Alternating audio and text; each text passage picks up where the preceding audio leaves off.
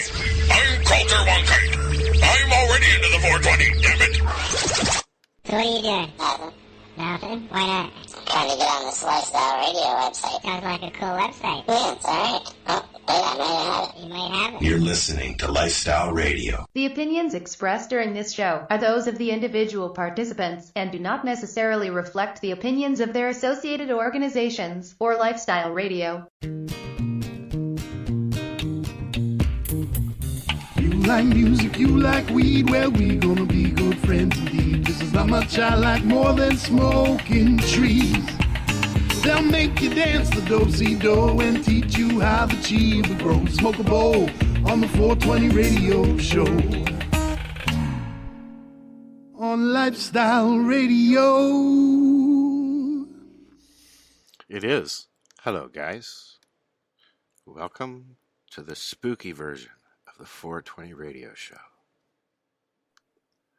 Is everyone going to unmute themselves? Yeah, everybody has to unmute themselves.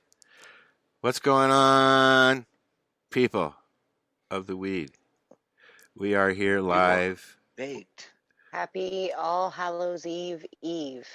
Devil's Night. Devil's Night. We are on YouTube tonight.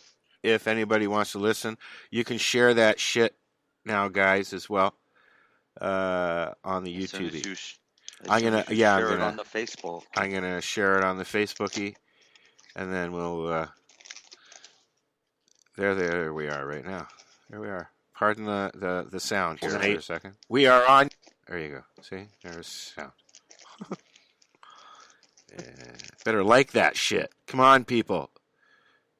I'll share it on Facebook so people know where it is. Yeah, I'm gonna. Because most of them are sitting there waiting for a Facebook feed. Yeah, it wouldn't let me do the Facebook feed this evening. What time is it? Evening. Supper time, Eric's time. 4 o'clock. Yeah, 4 o'clock. See, Eric gets to spend 420 with us. Yes. I do 420 all day long. Well, me too, but there's always an excuse. Special at 420. Well, 420 usually smoke too. Oh, yeah.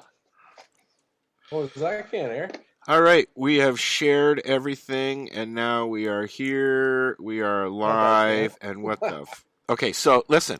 I asked a question earlier today, okay?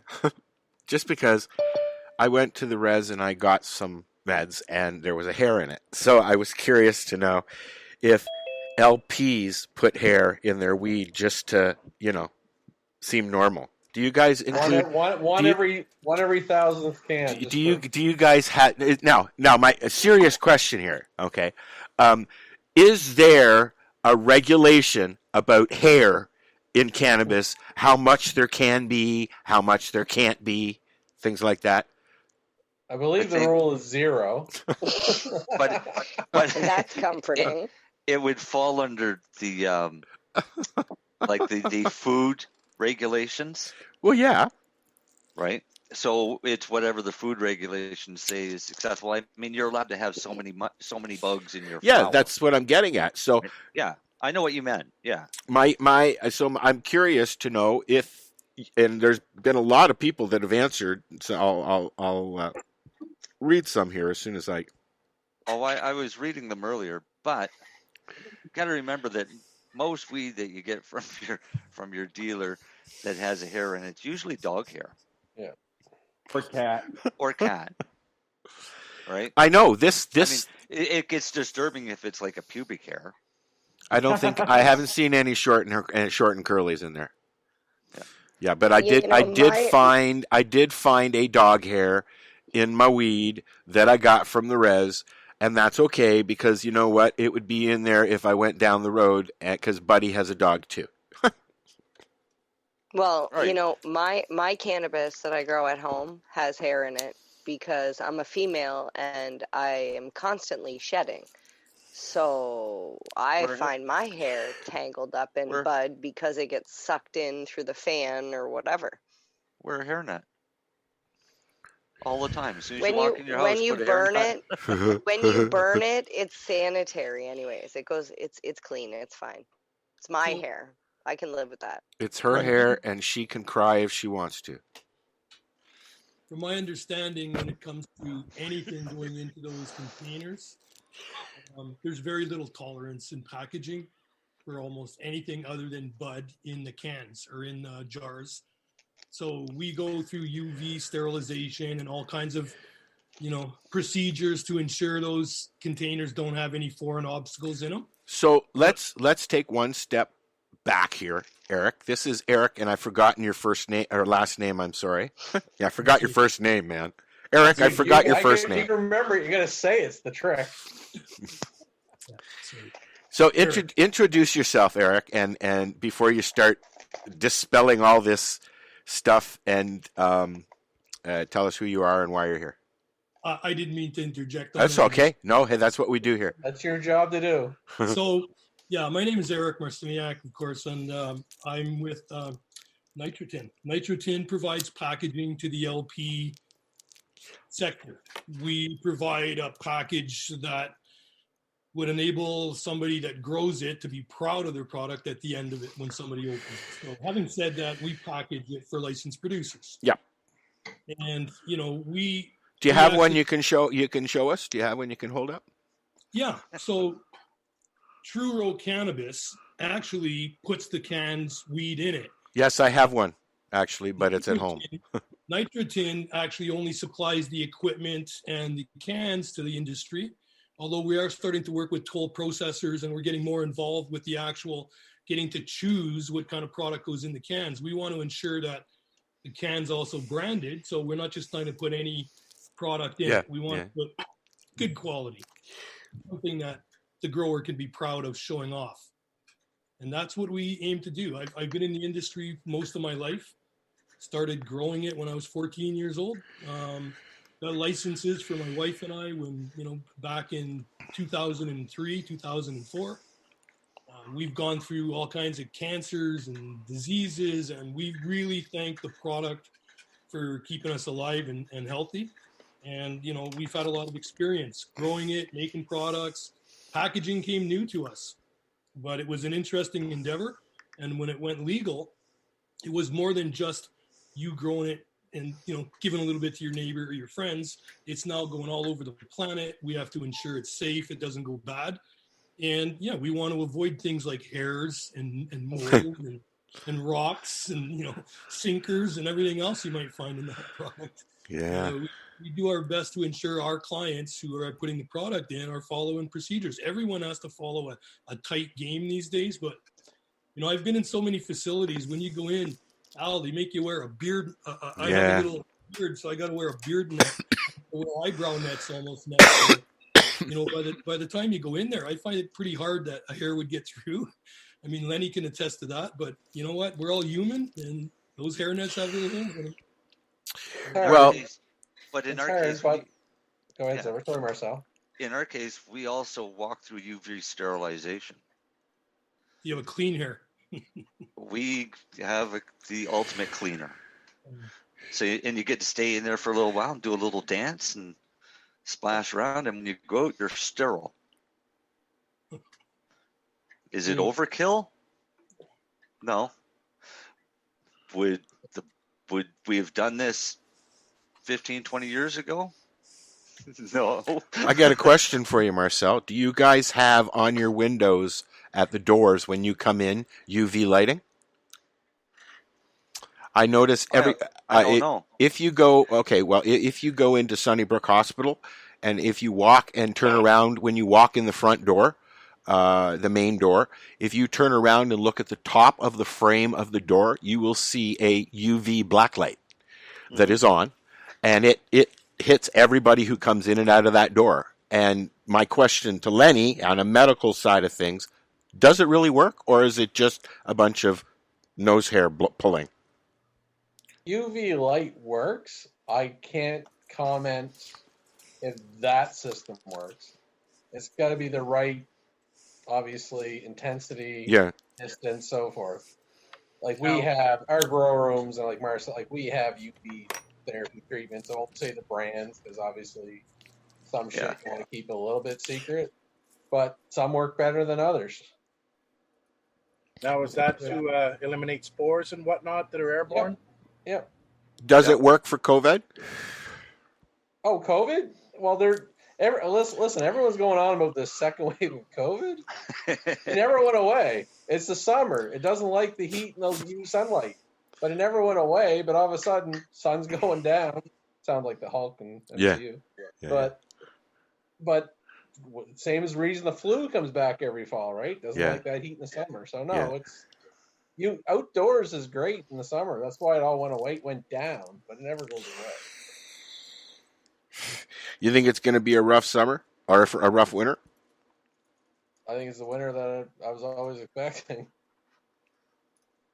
You know, there's some things we can do from our industry. I take CBD every day, and CBD is an anti-inflammatory, natural anti-inflammatory. I work with a lot of scientists as well, and, you know, there's some really good understanding of taking certain products as a treatment. CBD and cannabis, you know, are being explored all the time and showing tremendous results. But yet now it's illegal. What is? CBD in Canada. CBD has always been illegal in Canada. Okay. It's been as illegal as THC. But it was never pursued. Now it is. Because it was never publicly advertised like it was. Yeah. And I'll give you a good example. We had a dispensary open in our town. Our town does not need a dispensary because pretty much every second house grows their own. And this is long before legalization. But they opened a dispensary, and they did a big newspaper blurb advertising that they were in town and how they were selling CBD products, which were perfectly legal. And as soon as the prosecutor read the article, he just sent the police and said, bring them in. So they went in, they raided him, closed him down, and they charged him. He got his fine and he got his record and probation or whatever else he got. And we still don't have an illegal dispensary in this town because our prosecutors had to fight cannabis laws so much in this area that he knows the law and he knows what's right and what's wrong. So as soon as he advertised CBD, he was busted. You know, there was a time just a couple of years ago when every single store you went into in the city had CBD pens, and they still do. But you know, through investigations and stuff like that, people are finding that they're what? What are you breaking up? I think it's just him. Up? Lenny is breaking up. Really, when you look at it, all of these ones that are selling CBD, and there's thousands of them. Yeah, thousands of them are doing it. Yeah. Right? The problem is the cops can't go and bust all of them. So of you course. know what the cops are looking for is who's supplying them. The distributor. Because that's who they want, right? They want the distributors and they want the manufacturers. Yep, absolutely. So CBD is a lot more dangerous to sell anyways than THC. You know, it interacts with other drugs. It's a blood thinner. And, you know, we ran dispensaries for years. We've seen so many things wrong with the CBD market. It's not all the same. Most of it's an isolate from China or from somewhere else. They're making CBD out of orange peels. It's not the same product. I grow a really nice cannabis plant that has, you know, 0.6 or 0.7 THC, but it'll sit around 15% CBD. It's a marijuana plant. It's a beautiful plant. It has amazing effects. When you take your medicine from a good starting position and a good genetic and it's safe, that's the only safe way to take it. I don't believe in, you know, taking it down to an isolate at this point. I like the entourage effect. And, you know, a lot of people are getting sick because they're smoking propylene glycol, vegetable glycerin, all these carrier oils. We've made oil. You know, if people spend more money on a battery and a preheater, get the proper product, they don't need to thin it out like water. And yeah, I think the whole market needs to be shaken up, and they've got to get rid of a lot of those adulterants in the CBD. It's not regulated enough. I hate to say that. I'm not looking for more regulation. We're looking for safety and people to come up and tell you when that product has something in it that's not really good for you. My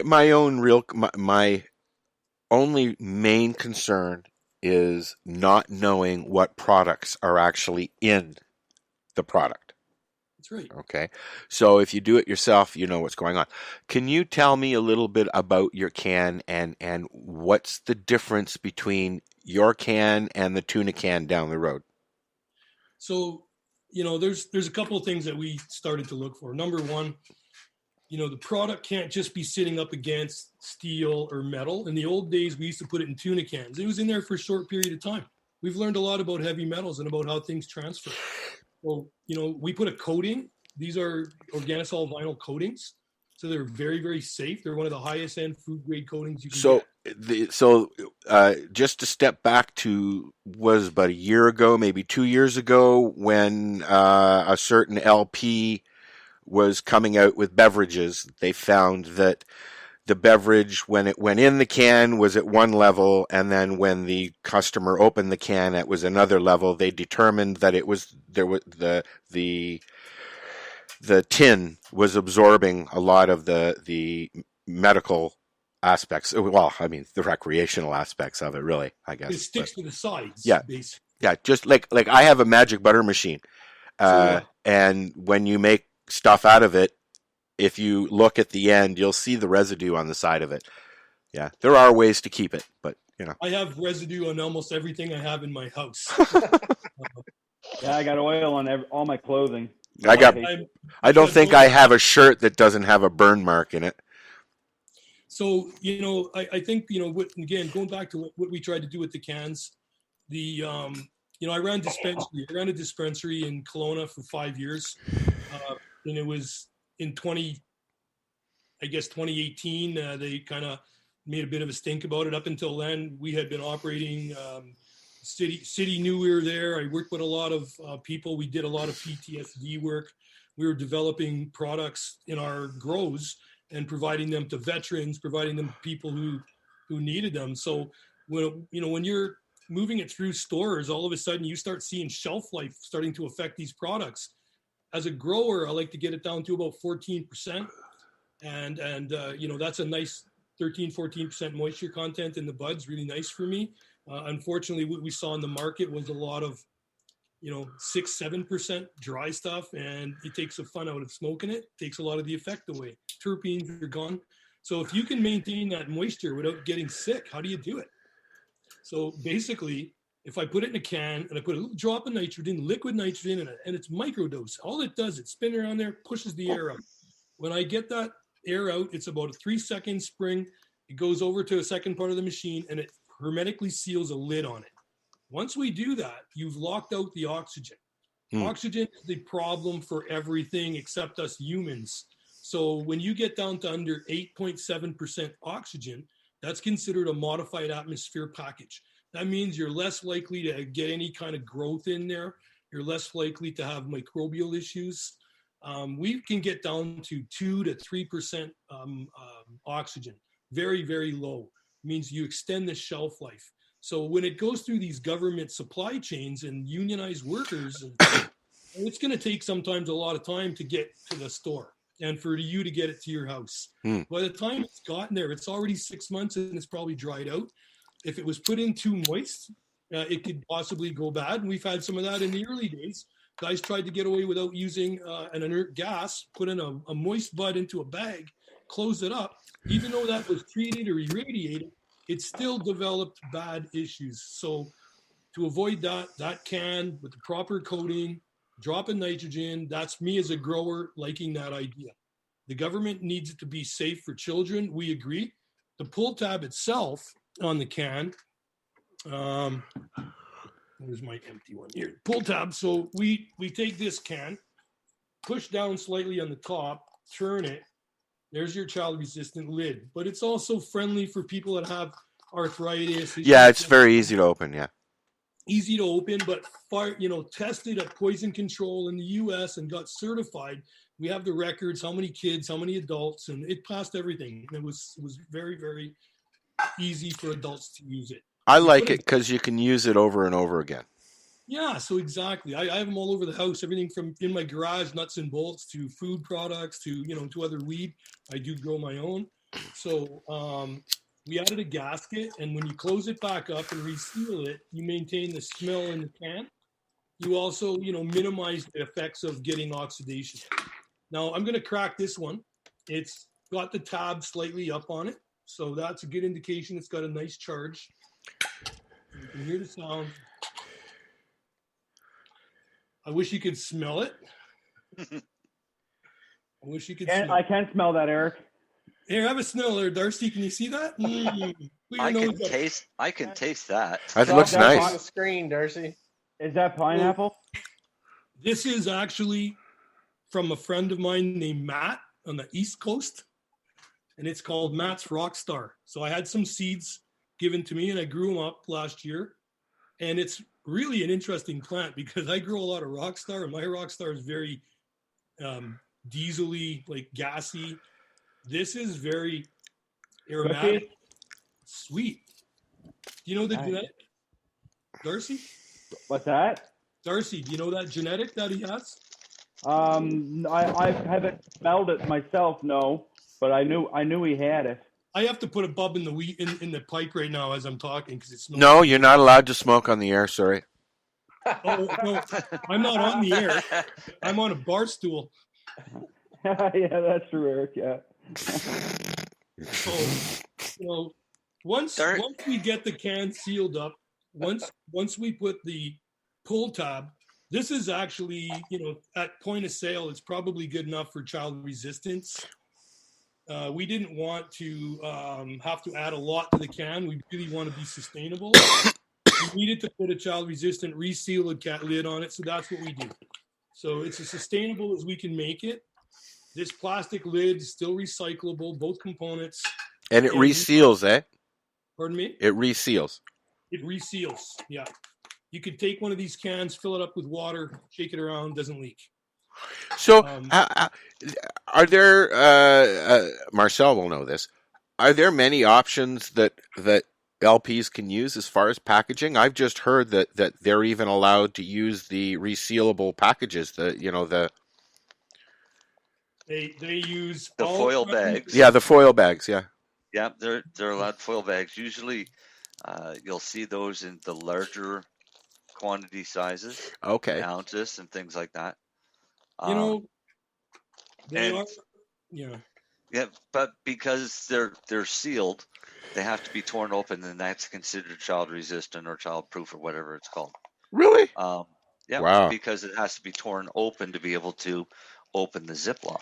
Okay. But once you go to once it's open that first time, it's technically not child resistant after you open it. So it's not reusable, technically. And then it's up to the parent or the adult to secure that as medicine. But those would be that would be the bare minimum for security purposes, per se. Yeah, safety what purposes. they would send you. Yeah. Yeah, for packaging. I didn't know that. I was watching something and they mentioned that LPs in Canada had a choice of several different ways that they can ship and package. And that was one of them. And I was like, oh, I didn't know that. I thought it was because, when this all started, everybody was going on the packaging. It's a box and then a plastic thing in there and then another plastic bag inside of that. It's like so much waste. Oh my God. And to find out that now they've got packages like the Nitro Tin and other tuna can type of they've also kind of changed the rules there a bit where they've lessened that so that you don't need to have your container in the box as long as your label fits the container.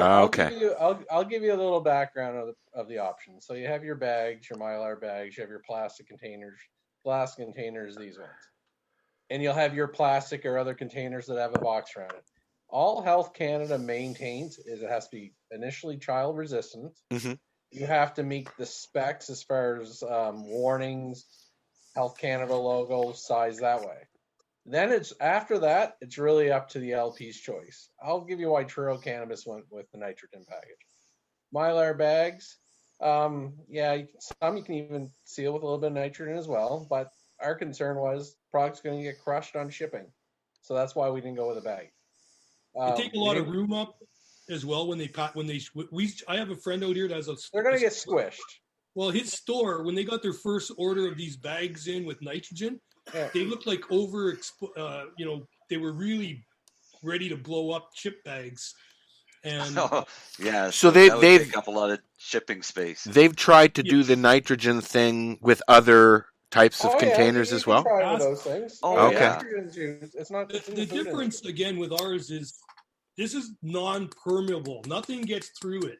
Yes. I have a plastics company. We don't use plastic. We have a bio-resins company. We're trying to develop plastic out of hemp, and we're not there yet. And there's some composite materials out there that people are using, but they last as long as anything else, as any other plastic. So until we get a trigger mechanism to break it down, this is the best choice for being recyclable. If you can tap the hemp container market, dude, you've got it.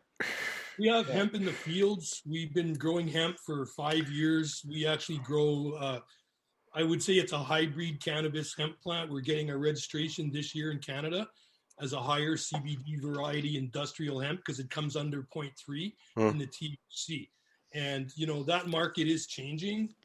And if you look at live resin extraction, if you look at taking that plant out of a field and using, cryogenic systems to immediately freeze that in the field and get the biomass down on it, you end up with a really nice product pulling out.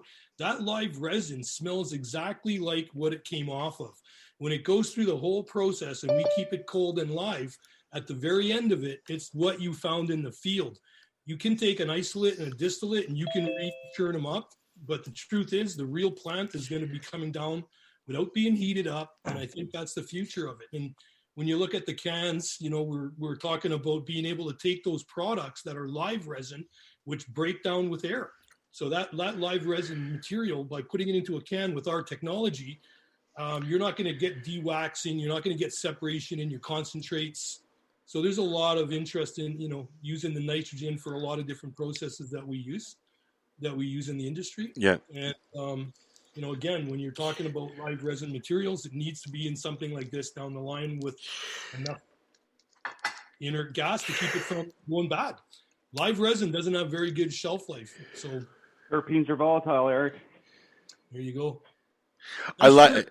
They're also completely sealed from light and everything. So correct. Yeah. There's three things that degrade cannabis, guys. 3 things: light, temperature, oxygen. Life. So, if you kept your can of product in the car in the summertime in 110 degrees, it ain't gonna last that long. Yeah. It's not gonna last long at all. Yeah. So you have to have common sense with all technology when it's packaging. So getting it into a nice cool environment without light is the first thing. Personally, I use a humidor for a lot of my products. For my personal, I have a nice little humidor in the room. Once I open my can, I just set it inside the humidor and set it. And, it doesn't always last all that long anyways. But yeah, I smoke it before it gets dry anyways. Yeah, so the problem is if it's coming to us dry already, that's an issue. These are the kind of things that you get when you go down to the reservation in Alderville. Okay. Mm-hmm. Pill bottle. Yeah. They pop up, and then they've got the bigger ones as well. What are they made of? Plastic. Yeah. Canada's coming out again with, they're going to be wanting to ban plastic. Now look at what we're doing. Single use, yeah. Well, COVID's come out. We have these things all. Knocking it out. As he knocks his whole desk over onto the floor. Patricia. Well, we have these things all over the beaches now. They're all over town. Yep. They're everywhere. Everywhere. Mask and gloves everywhere. Let's add on to that with more plastic. Yep. So, we don't have the gloves now, but we still have the mandatory masks in all of our stores and businesses. And yeah. So we're contributing to waste again, and we were all on the track of going a little more green as a planet, and then COVID hit, and everyone, now we can't reuse because we're scared of reusing things. So we throw it all away once. That's going to go away real quick.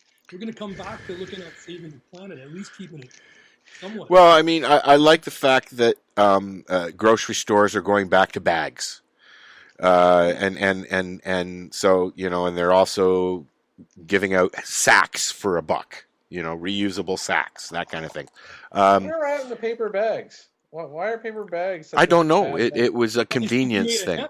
We cut trees down for those damn bags. But paper bags are coming back, but there's a charge for them. Walmart has announced that they're doing it. Fuck Walmart. Sobeys has been doing it for a while. Sobeys hasn't been allowing plastic bags in a while. Metro has their own. Unless you bring your own. If you bring your own superstore bags, they'll fill them up. Yep. Didn't Sobeys invent the plastic bag?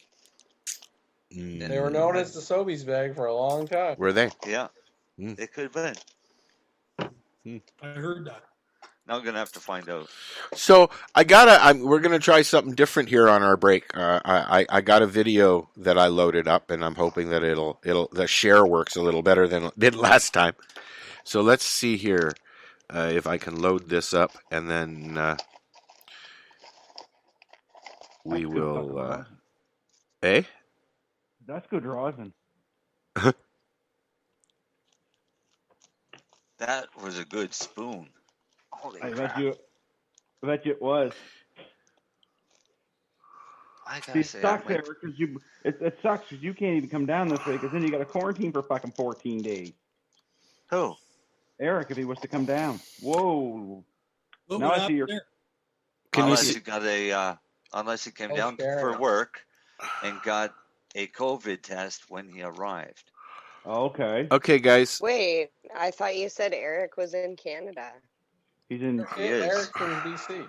In BC. Yeah, so We don't let it. Nobody's allowed. Atlantic Canada is like a new country. Yeah, nobody's allowed in. Yeah. Hey guys. Hello. Hello. Yes. Can I play this video? No. I don't know. Can you? Okay. We'll be right back. Oh.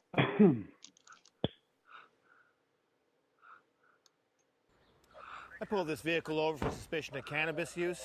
I'm going to administer the new roadside saliva drug test. It's my first time administering it in the field, but I'm pretty confident it's going to work. Can't hear, Al. Sorry. You can't hear it? Give me a mixed box of Timbits, like 2 breakfast sandwiches, and some matches. Do you know why I stopped you? Oh, because this isn't a Tim Hortons. I have reason to suspect that you're on THC. Oh, dude. I don't know how we got on the highway. I'm going to administer the saliva test. Oh, man, I didn't even study. Okay, I need you to spit in the tube. Oh my God, I'm so sorry. It's okay. I just want you to concentrate, okay? Dude, I think he wants you to spit in it too. Yeah, exactly, okay? I want you to spit. What the hell was that? You told me to spit. You said spit. You're not even driving. Yeah, it's a good thing, too, because he's way too high. You know what? I'm just going to swab my own face. I'll get the sample that way. Wait a minute. What happened to my test tube? That's it. Out of the car, please. Hey! Stop! Come back here! Come. Whoa! Hit the brake! Hit the brake! Hit the brake!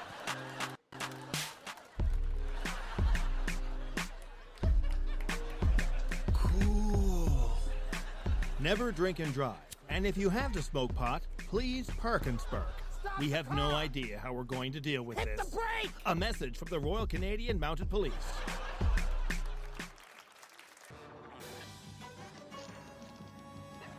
Well, we got to hear it right You're at the listening end. to the randomness that is 420radio.com. Sorry, that's 420radio.ca. Powered by ADHD and fueled by cannabis. You heard the end of it? Yeah, the volume picked up at the end. I'm sorry, guys. Well, you'll have to listen to the video because you'll hear it at in the video. Trying to get the gist of it. Yeah, it's a funny thing. It's 22 minutes. Yeah. So, anyways, so we're back. It's the 420 Radio Show. We are live here at 420radio.ca. if you sitting here listening to us ramble on and you think you got something better to say, hey, feel like say hello. Right, Len? Right on. Everyone else still on mute. I'm Well, not. everybody has Mary Jane's not. I'm just generally asking. quiet. I'm asking everybody to unmute now. What are you doing, Mary Jane? I feel bad to show you because you guys are talking about like single-use plastic, and I'm putting earrings onto single-use plastic and in single-use plastic bags. MJ, you should be ashamed of yourself. Shameful. I am. I actually was Shameful. sitting here going, I need to create business cards and just use those. You could probably put them in nitrogen containers. Oh, that's awesome. Or We should do that. when everyone's done with their nitrogen container, mail it to Mary Jane. Yes. There you go. And then free packaging. Refurbish. Yes. Then you just make a label that goes around to cover their label. That's label transferring. Sounds illegal. I was using these 10 years ago. You can turn your light on if you need it, Tim. Hillary said something, and I missed it. You what? Oh, Hillary says she reuses those bags, beads, buttons, arty-farty stuff. I've been reusing my sandwich bags for years. Okay, we gotta have a quiz here. Something's been bothering me. We've been talking about hair and stuff, so we should have a quiz. We should wait till Darcy comes back. I'm right here. All right. See, when Darcy talks, his video comes up, and over on the side, that does look pretty gross. What looks like two hairs? No, there's no hair in my rug. Dead bug. Everyone said there's a dead bug in it, but it's not. But over on the side, do you see what looks like two hairs? Looks like maybe cat hairs, right where Darcy's head just. Okay, I'm gonna hold on. Let me spotlight Darcy so that we can all see. There we go. See, you guys are all guys. As a female, I'm looking at that going, that looks like a wax strip from like when I went to the salon and had like, I don't know, maybe 40-year-old virgin had his chest hair waxed off. That's kind of... Wax on, wax off. I knew right away what it was. I knew that it was. Oh, I knew what it was, but it looked like a dead bug. But it's just that every night or every time he's been talking, I've been looking at these hairs, and then I look at that, and then I look at these hairs, and I think maybe they should be shaved. It almost looks like there's a face in the middle, like there's a rosin monster coming out. A rosin monster. I'm gonna go smoke them here soon. Darcy, the rosin monster. Well, so open it up and see if it's hair or if it's a wrinkle. With some of this diesel kush. I think if it's your hair, you don't care. Can I tell you guys something unique about nitrogen that Eric, I don't even think even knows? Okay. Ooh, yes. Ooh. I don't even know if Darcy and Marcel know this. Enlighten our brains, buddy. So we have a few cans of nitrogen in R&D, and we threw in some shit weed, just garbage, and we keep doing testing every so many months just to see what's happened to them. So we put one in that actually had some microbial yeast and E. coli and stuff. Anyway, 9 months later, we did another test, just checking the cannabinoids, and they changed a little bit, a couple percent, nothing crazy. Moisture was bang on, but the microbes are all dead. You can't live without that's oxygen. Cool. It was just happened to be one little couple can test that we did, but. Why is they dead? Is that because they've basically been starved of oxygen? Basically, yeah. Survive. Well, Lenny, did you guys notice, did you notice the nose, that it improved at all? Did you get any spikes in these terpenes? A couple terpenes changed, cannabinoids changed a couple percent. The one thing that did not change, moisture was exactly the same 9 months later. That's a good liability protection, eh? Because a lot of guys are complaining when they buy LP weed that they're getting, ripped off on the weight because it does dry out a little bit. There's no getting around it unless you put it in a can. Does your weight fluctuate in the tin? Oh, Because the moisture doesn't change. After how long? We're at least 9 months right now. Nothing changed. So you're up to a 9 months test now? That's just in house and churro. We go 3 years. I have 2 of them. What's the longest you've done, Eric? 3 years. 3 years. So I opened up a can that was 2.5 years last summer with one of the guys from Churro. Actually, it was actually in the spring. We did, Eric. Yeah. We tried some of the 2 year stuff at Lyft. Yeah. I did it with Danny in Edmonton when we did an install for a company out there. I opened it up and videoed it, and Danny and I both looked at it. It had been in the can for over 2 years, and it was identical to when I put it in because I grew it. Cool. So we get a lot of craft guys. We get a lot of craft guys in the industry that are looking for recognition for their work. You know, they've done a lot of serious growing. They've got genetics. The problem is once you send it off for 6 months in a baggie, you know, and that's the difference. So we What sell. about a plastic jar? What's that? I'm teeing you up. What about a plastic jar? Well, you know, you can use plastic, and you could use, you know, all kinds of options. The truth is, plastic recycling, because I was involved with plastics in the past in another company, and we recycle plastic by shredding it down into chips and tiny micropic sized pieces of plastic in order to get it back into the system and use it properly. We break it down. It's almost nano. That plastic gets everywhere. It's so small, it's like fish food. So fish eat it, you know, and it goes through the system. I'm not preaching that all plastic is bad. I'm just saying we need better ways to recycle it. I and will. At this point, recycling plastic doesn't really save anything. Recycle this tin can. It's this tin can. It was a tin can 100 years ago. It'll be a tin can or a car fender, you know, when it gets recycled again. Or a pot can. Or a pot can.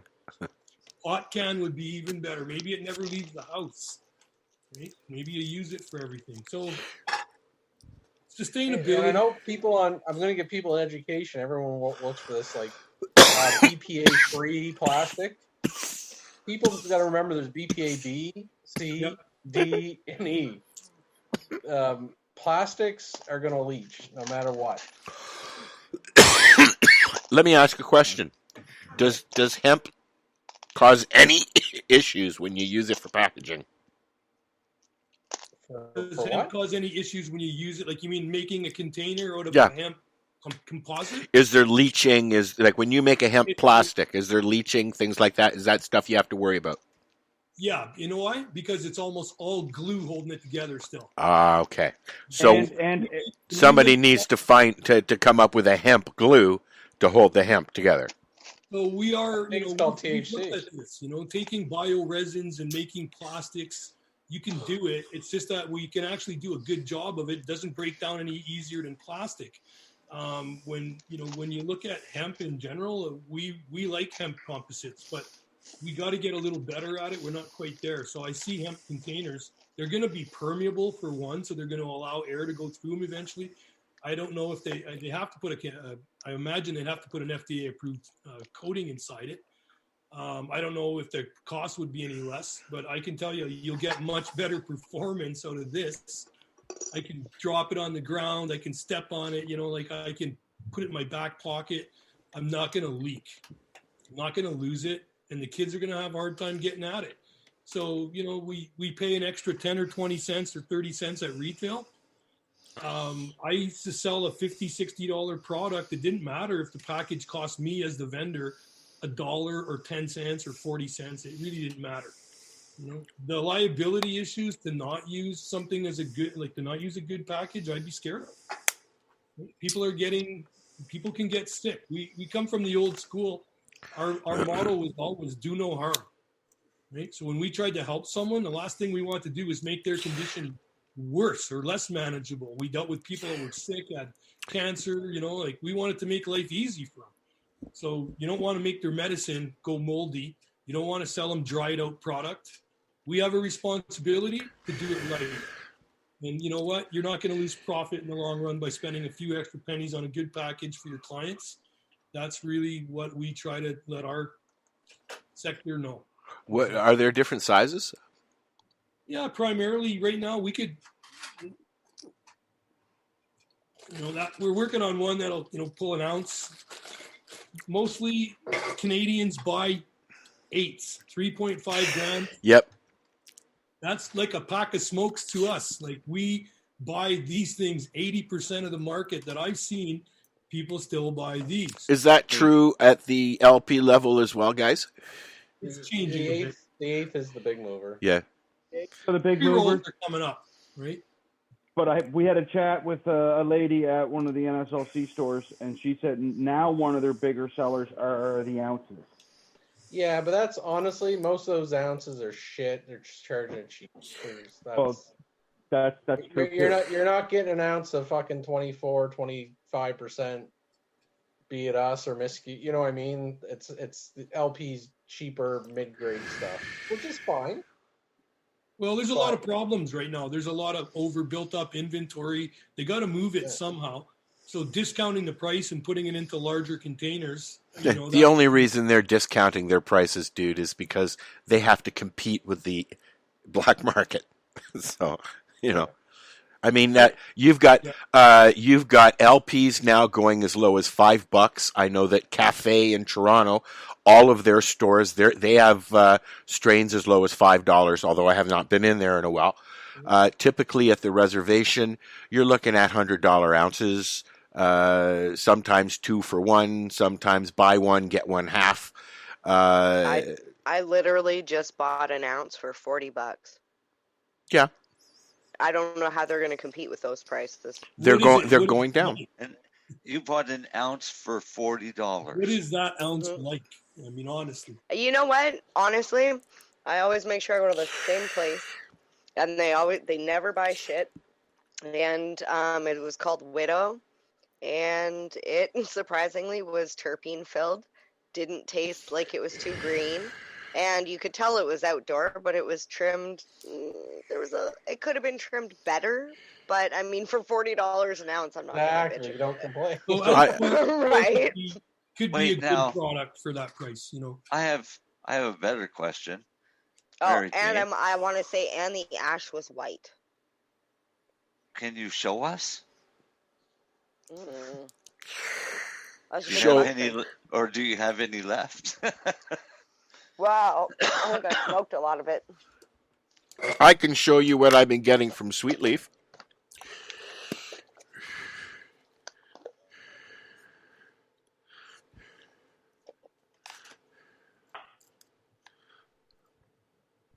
They're smaller buds, but Small bud.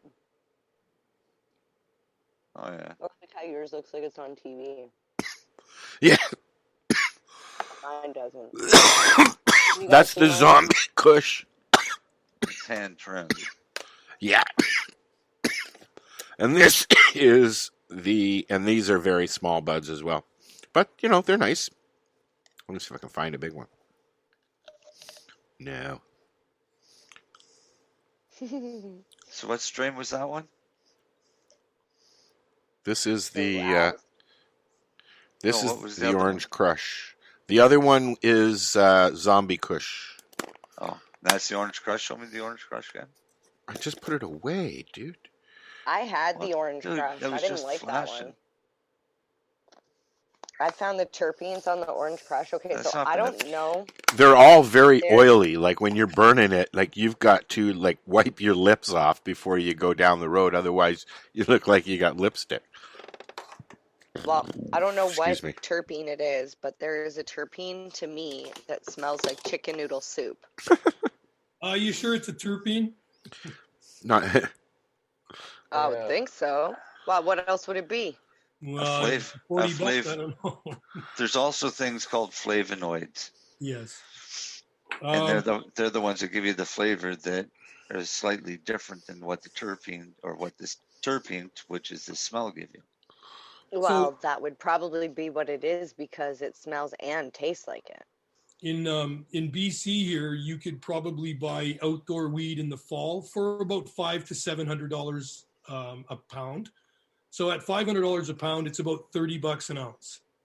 And if somebody was, let's say we're going to buy a bunch of it, I could see it going to, selling for $40-$50. And, some outdoor weed is very, very nice. I have no complaints. The one thing that we can't do in the LP world is it's very hard to can weed that was grown outside. It's like a big sticky fly trap out in the wind, and every wind goes through it. The dust collects in those cannabinoids. If you're doing your job, it's building up contaminants with the resin, and it builds on itself. So it doesn't pass the microbials for Health Canada. But they do take that product and break it down and make a lot of really nice concentrates out of it.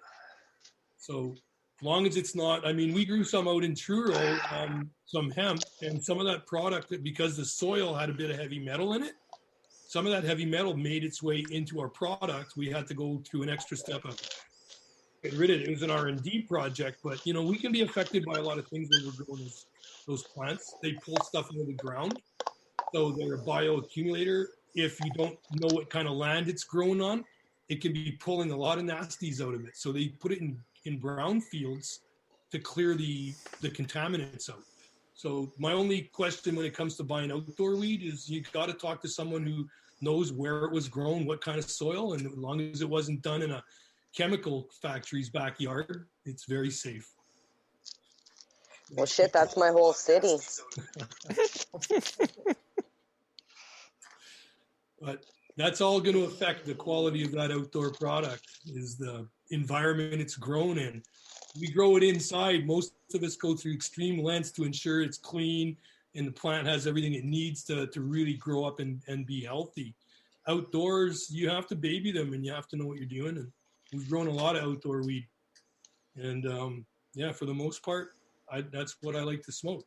The terpenes are generally, and the flavonoids are more pronounced because it's getting all these different colors from the sun that we can't even reproduce yet inside. So. Oh, we're starting to be able to reproduce for indoor, but it's extremely expensive. But that's exactly why I grow outdoors and been growing outdoors for years. Yeah. I've grown indoors. I've grown every way imaginable, doing test after test after test. But outdoor is where I really love to grow. I like greenhouses. That's a really good compromise. Yeah, it is. If you've got the right ventilation set up. We just put them in our tops. They're movable. You always leave them open a little bit. You side roll up with bug mats, and you can get really nice buds grown in those kind of facilities. And if you know how to maintain the humidity, you can actually grow a very dense bud. We have some. Oh, exactly. We have some greenhouses out here growing bubba and real heavy rock stars in a greenhouse. That's very difficult to do in a moist environment, but it's all about the airflow and it's all about the controlling the humidity. It's a nice way to grow. It is. I don't know about, maybe one of you guys, maybe Lenny, you can answer this. There's some LPs that have grown outdoor weed this year, and they're talking about being able to sell that flower. What's your take on that? I don't know. There's some that have hit the market before. The beauty of it is it's going to be cheaper. Will it pass all the microbials if it was grown out in a field? I can't see it passing a microbial without irradiation or e-beaming. I'd be shocked. I would even go further. When we take an extract from those fields, you know how much sand we pull out of our filters? That sand is coming from our buds, right? We collect that sand and dirt all summer long. It gets into the bud. It's hard to slow it down. It's got to pass the testing, so we'll see what happens, I guess. Yeah, I guess. When you make bubble hash, Eric, at an outdoor, you look at your water; it's almost black. You wash a lot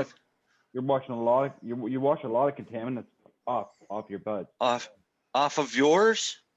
Well, just off of most outdoor in general. I think if mine. Protect it, if it's protected, you're fine. Like I grow some in my backyard in the greenhouse. It's great. Well, Marcel's will be protected.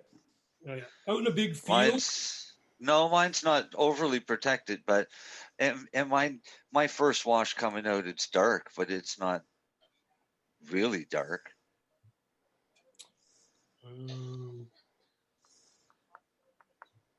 And my second wash out gets lighter, and then if I do a third, it's even lighter to almost clear. I don't know if you can see that, but a little bit. Is that your backyard? No, that's my buddy's backyard. That's in a greenhouse, and that product could be put into, it could be sold on the market because it was protected. It has bug screens. It has a lid on top, and it still is, exposed to the air and the light and the sunshine. So we'll see. We'll see where the market goes. Oh, there's a market for everything. As I say, you're going to get your ounces at a cheaper price. I just think people, if they think they're going to go get high-end, I don't know, I'll throw a wedding cake like that, right?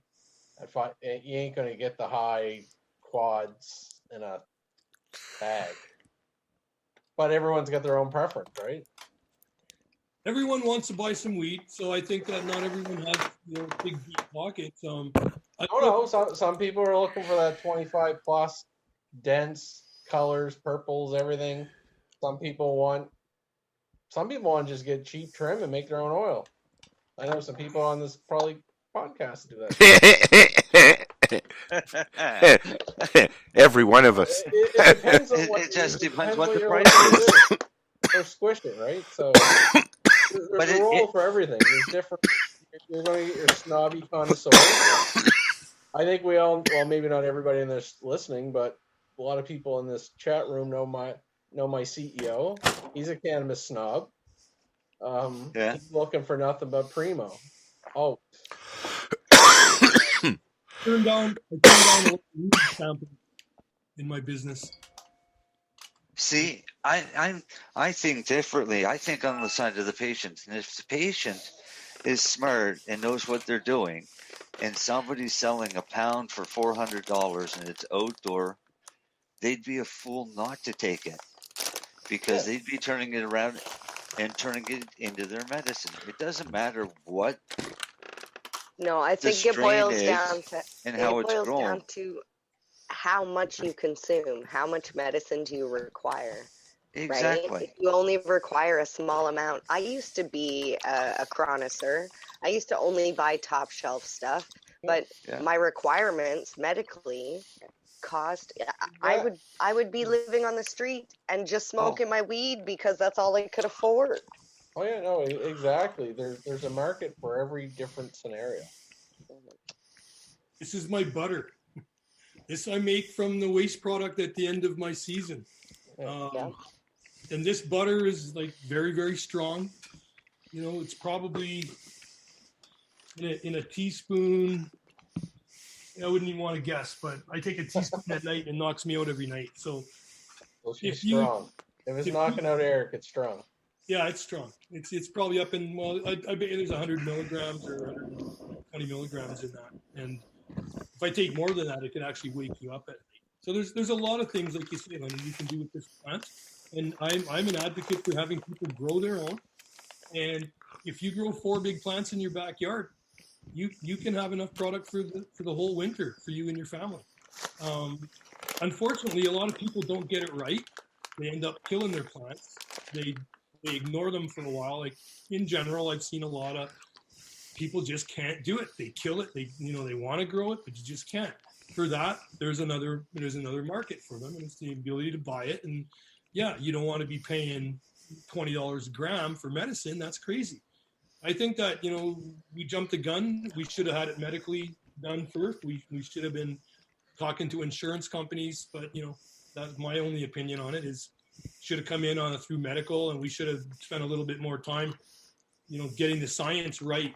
And, at this point, I think there was a lot of mistakes made, but we got to jump on, we're one of the first countries in the world to get to do this. So, it did show the mistakes pretty quick and pretty hard. But the honeymoon is definitely over, eh? Yeah. Now people got to be looking through their pot glasses at the products. and they got to be looking at it, for value, and they've got to be looking at it for safety, and you want to get what you want to get. Here, the biggest issue we have in this market right now is edibles out here in BC. They're 2 milligram. I know all across Canada, but 2 milligram THC products aren't really moving. Because do any of you guys take 2 milligram capsules 2 milligram gummies? You know what? I just got some 10 milligrams gummies there, 1-to-1 CBD and THC. And but that's 10 milligrams. Sal. Yeah, he's talking about 2 milligrams. Yeah, hold on, and that doesn't even fizz me. I mean, I'm used to 4 or 500. Yeah, because you're not a 10 to 10 guy. No. No, when you're tossing all that CBD on there, it's going to take that elevated high experience away from the THC. Good. And somebody like myself would be interested to see what 2 milligram gummy would do, because 10 milligrams is too much for me. So I would be more inclined to put it into a capsule, because you're going to eat 1.5 grams of sugar and fat and everything to get that 2 milligrams. Agreed. Of medicine, you're going to eat the whole thing. Yeah. So, and what about those people who need 10? Are they going to eat 5 of those, and then now they've just how much sugar are they eating? I'm telling you, 2 milligrams is a low dose. It's a very low dose. Lenny, didn't we do a trial with 3 milligrams of THC and 1 milligram of CBD? Yeah. For the powder that we have the patent for. Yeah. So if we can ever get that produced, then that's the perfect option for that market. And if that market's growing, we should hit it now. So Lenny, guys are telling me in the legal stores that their 10 milligrams now are much better because they're using nano emulsification technology so that your body blah blah. That's some donkey Americaner. I've had people make 10 milligrams cookies and brownies forever. They all fucking work. This whole water soluble shit and emulsification, a lot of that so they can put it so it can go into a beverage or. Okay, wait now. We have to talk about the beverage. Yeah, we can talk about that too. But listen, when everyone gets into this nano shit, it's nice marketing. But until you do the fucking Pepsi challenge and put it up against brand X and brand B and brand C. Do it. Set it up. Let's do it. Come on. I'll do it right here on the air. No, but no company will ever do that, because you know why? Yeah, I know. Everyone's going to say, well, it's about the same. And it's like, shit, all that investment went down the drain. I'm do it all the time in the nutraceutical world. Yeah, I used to go to a lot of those survey things. You go to 1 or 2 a month, and some you can only go once every 3 months. Beer ones you can only go once a year. And so it was interesting to, I guess, read the questions that they're asking people, and most of the questions didn't make any sense at all. But in theory, all nanotechnology is they get the particle micronized even smaller. And so in theory, it should absorb better. Yeah. But in the end, are you going to get that much more percent absorption and that much more percent elevated experience? Why does it absorb more when you use less? It's so small, it goes through your membranes. The smaller the particle, the more likely it's going to pass through the membranes, things like that. That's just logic. So they have to break it down to a different kind of emulsion or something? No, and that's what they're saying, this nanotechnology. They're trying to say the particles are smaller. Oh. They'll put a little emulsifiers around. So it's really just a word that somebody's added to an idea. It's not necessarily bullshit. It's theoretical. But until you actually take that theory and do a study and compare it, it's all fucking bullshit marketing. Okay. As far as your body absorbing nanotechnology, but nanotechnology does exist. We use it. And the theory is great, But for them to come out and say, "Oh, ours is better because it's nanotechnology," show me the study. Oh, Well, yeah. I think, Lenny, a lot of that is simply because they're 10 milligrams and they are competing against, there's First Nations around here with stores. There's black market stores still in DC. There's the government stores.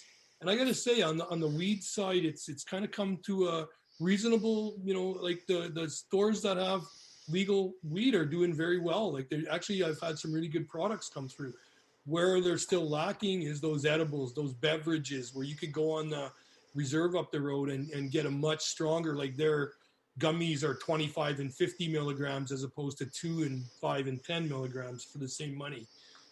Their drinks are 100 milligram drinks. They, and they're doing a good job at it. These are not products that are thrown together. These are done well. I know the science some of these guys are putting into it. So, that's the competition still. The government of Canada has to look at, we can buy 1,000 milligram oil cartridge, but I can only buy a 10 milligram gummy beside it. Is that kind of, if you think about it, where's the logic? Because that 1,000, I can go out in the parking lot and take it all right away. So my gummies, I'm just eating a lot of sugar. I guess that's the argument. Are you eating a lot of sugar and a lot of fat? Sugar's allowed, though, because it's legal. Oh, yeah. Yeah, of course. Actually, am I correct, Marcel? Are you allowed to add, or is it flavoring or sugar to an edible? Citric acid and sugar is what I saw in most of the drinks I've tried. Yeah, sugar. I tried the drink. Go and for it, because you tried one last week, didn't you? Oh yeah. Oh, it was a wonderful experience. What? Okay, well, tell us about it. What was the flavor? It got funnier. Okay. No, I'm gonna even out the brand because please, everybody should be scared of this drink. Okay. Okay, so all it was called was Deep Space, and the can looks pretty awesome. And they're on my Facebook. I'm not going to share them on YouTube. What flavor was it? Facebook. No, we're not going to. You got to go through the whole steps with me, dude, because this was bad. So the can itself looks really cool because it's all black, and it just says Deep Space on it. That's all it says, plus all of Health Canada's warnings and THC content and crap like that, and ingredients. The top is childproof plastic, and basically what it is, it's a pull tab made of plastic that circles around the entire outside of the can top. So you have to pull up the center, but if you pull up the center, you're going to rip off your fingernail if you can get it hold of it to pull it. So I just cut one with a knife and then pried it up. Pulled that up. When I pulled the thing up, the whole lid came off the can and it snapped onto my knuckle like a fucking mouse trap. And it was a hard hit and it hurt like hell. So finally I got it open. I popped the can open, poured it into a glass, and it looked like a glass of Coke. You sure you weren't on a spoon, Marcel? What? You sure you didn't eat a spoon when you were trying to open that can? No. I ate a spoon earlier, but just check. So far, all we know is it's Marcel resistant. yeah, it was a pain in the ass to get into.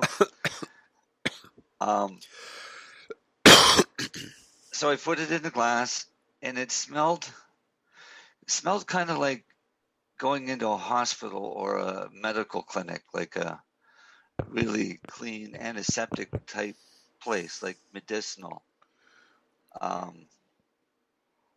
Like floor cleaner. That's what it kind of smelled like. So I took a sip of this stuff and think of a taste of mixing Dr. Pepper with Jägermeister. Yeah. And maybe then have an aftertaste of Mr. Clean. Actually, if it wasn't for the aftertaste, it was kind of sounding pretty good.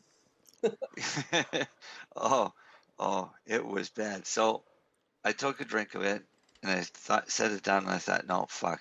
Nothing can really taste that bad. So I did and went and I had another drink. And because I don't like carbonated drinks to begin with, I don't drink pop or anything like that. I thought, well, I'll let it sit. So I let it sit for a couple hours and actually ended up eating a chocolate ball that I purchased at NSLC, a truffle. just to get the taste of this drink out of my mouth. And it worked pretty good. Did you get a couple hours off? No, because there was 10 milligrams if you drank the whole can. Yeah. And it was 221 milligrams in the can. Ooh. And it was a much smaller can than all of the other cans. Right? What flavor was it, though? Floor cleaner. Yeah, floor cleaner with Jägermeister and Dr. Pepper. What flavor was it supposed to be? Cola? It didn't say. Oh, okay. It just said Deep Space. Oh, wow. Yeah. So the one I tried said citric flavored, and when you looked at the ingredients, it was citric acid, sugar, water, and then the THC ingredient. And yeah, you know what? I've had worse tasting, but there was actually no effect out of it. I've had drinks that have knocked me off my ass, and I've had drinks that have done nothing. The reason I took that drink was because it was the only one that had 10% THC. It had no CBD. It was the only one that had 10% THC. The rest were all 1-to-1s with maybe 5 milligrams THC at most, down to 2.5 milligrams THC. How much per gulp? What? Oh, for $9. Wow. $9 is the price on the Nova Scotia liquor. For 10 milligrams. So like it's $8 plus tax, basically. Right?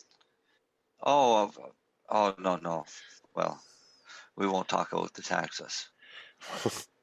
Let's just say on the website they listed it at $9. That's with the taxes. Wow. In Nova Scotia, because they're only going to sell it if you're in Nova Scotia on the website. In BC, back just a few years ago, the popular drinks were a little like it looked like a 5-hour energy drink full of a powder. The powder contained 150 milligrams of THC, some CBD, and the rest was sugary. It was like pixie dust or something they called it. So people would buy that and add it to their bottled water, shake it up. It was $3 or $4 for that pouch in that little bottle. There was 100 milligrams in them. So people would use, 2 or 3 sometimes if they were not accustomed to it. So the 10 milligrams, I like the microdosing for some people, but if you're looking to get high, which a rec store, generally that's what people are looking for. I just don't know. Are people getting high on 10 milligrams drinks these days, or is it? I don't know. I make my own. We'll do okay at 10 milligrams, guys. I did eat a 10 milligram chocolate the other night to test somebody's to see how theirs was. Licensed producer. I'm gonna hold off on that because I've got to still just. You know what? What all happened? Because I think I did. I mean, I take a lot, and I kind of. Sounds like you've had a lot tonight, Marcel. Oh man, that's them fucking spoons. That's that spoon. I had a lot, made from somebody that I'm not sure he knows how much he's putting into his product. Well, and you know what? And I was going to mention that because unless he had dividing marks to say where he would divide it into maybe 6 or 7 pieces. You know what? When I make my own stuff, the thing that I like to make the most that I make is I have an empty basket for my Keurig, and I put a nug in there, some mushrooms, and a bag of tea, whatever my choice of tea is, and then I run it through the cycle, and it's instant, and it's always different. It's always medicated, and but it's never the same amount. Like you can gauge, if you take 0.2 of this and 0.5 of that and put it in there, you could come up with a concoction that would be the same every time. But my pain levels and my need are different every time. So why not kind of just, if I need a little bit more, I add a little bit more. Do you know what I mean? How much mushroom do you put in? I usually only put 0.1, 0.2 when I'm medicating with mushrooms. So that's what I'll take. I won't take more than that. I don't like the whole heady thing. I'm not a fan of mushrooms, but I usually do them alone because I find after about 4 hours or so I get a little grumpy. But it's the second day and beyond for a couple of weeks that I enjoy with no depression and mood swings. I find microdosing it. Yeah. Microdosing it is great. Yep. Like, take 1 or 2 a day, Not even, dude. Once a week, once a month sometimes when I need it. When I feel like I'm slipping, yeah, I have a little bit. Sometimes just a stem, sometimes a what do you call it? A cap, you know? My friend is a scientist. He makes them with an Ecuadorian chocolate and a bunch of things. They're really tasty. Yeah. And there's only, like I said, maybe 1.5, maybe 2, 0.2 of a gram of psilocybin in it. Yeah. But they actually I gotta say, they make me feel better. And I find the next day, my depression is kicked to the door for about 2 weeks or so. You find if you smoke a joint on those mushrooms or after even microdosing that it affects you more? I know because I smoke a joint anyways, so I wouldn't notice the difference. But I find when I smoke, when I'm taking the microdose, one day I just sat there and realized, holy cow, I'm really friggin' baked. Like, and I'm pretty seasoned. I don't like that baked feeling. I like to be alert. I don't either. Just to hit me sideways at night. I don't mind if I'm watching a movie. Sometimes, like Mary Jane, we were talking the other day. I don't know where she's gone, but shit, I forgot what I was going to say. That was good weed, Al. You know what? I'm smoking the freebie I got for going to the res earlier. So I don't know what it is. Whereabouts are you? You're in Toronto, or just outside Toronto? Technically. Oh, okay. Right now I'm in Trent Hills. Trent Hills. Okay. Yeah, Ontario. Okay. So about an hour and a half, 2 hours out of the city. So I have a friend that's up in a place called Drumbo. You know where that is? I've heard of it. It's an hour and a half out of the city, heading towards.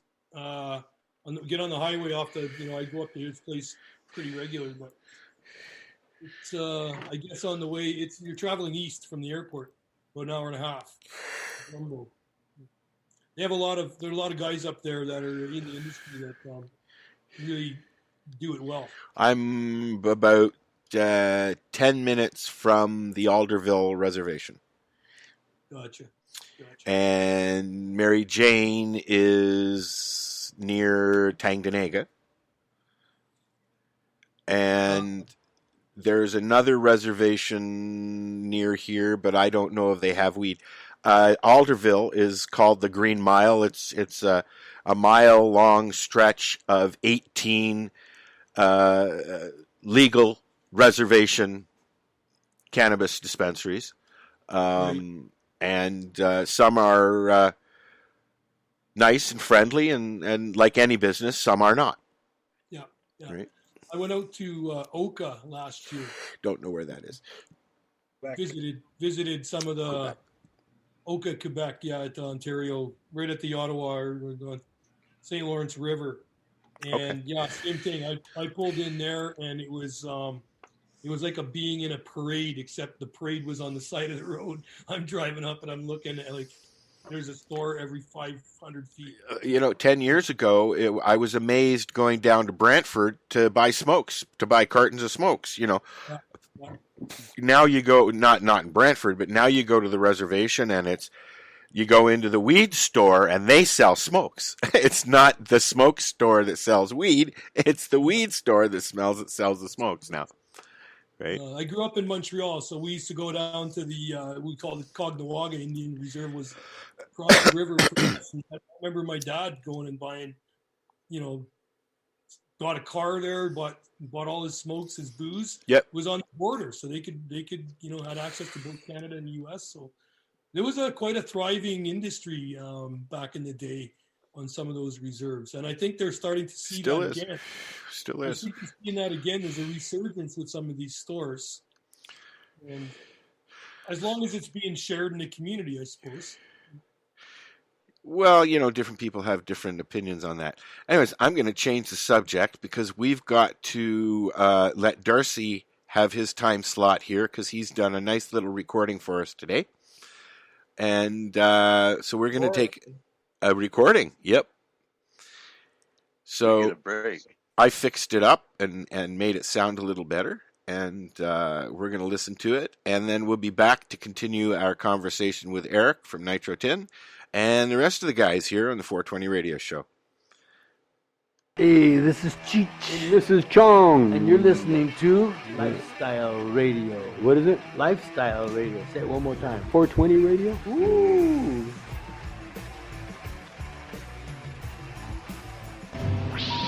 Hang up and try again.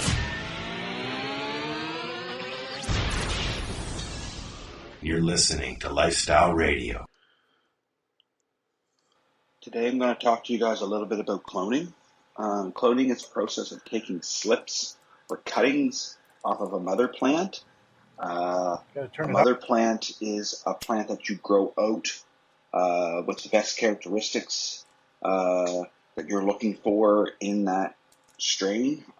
Could be a pheno, so this is all things to consider when picking a mom. But the reason of growing that mom out is so you can have something to take your clones off of for your next round of grow. The clones propagate using rooting hormone or root stimulant. These consist of stem root. There's gels and powders. I use stem root, which is a powder. I prefer it, but there's also gels out there on the market like Clonex, Remo, Psycho, Nutrient Plus. So there's pretty much all your nutrient brands, major brands have a cloning gel, but I prefer to stick with stem root as a powder. Stem root number 2, not number 1. Number 1 is for really, really, really softwoods. Cannabis is a semi-hardwood, so you want number 2 for semi-hardwood. Not 3, because 3 is for straight hardwood. So it's number 2.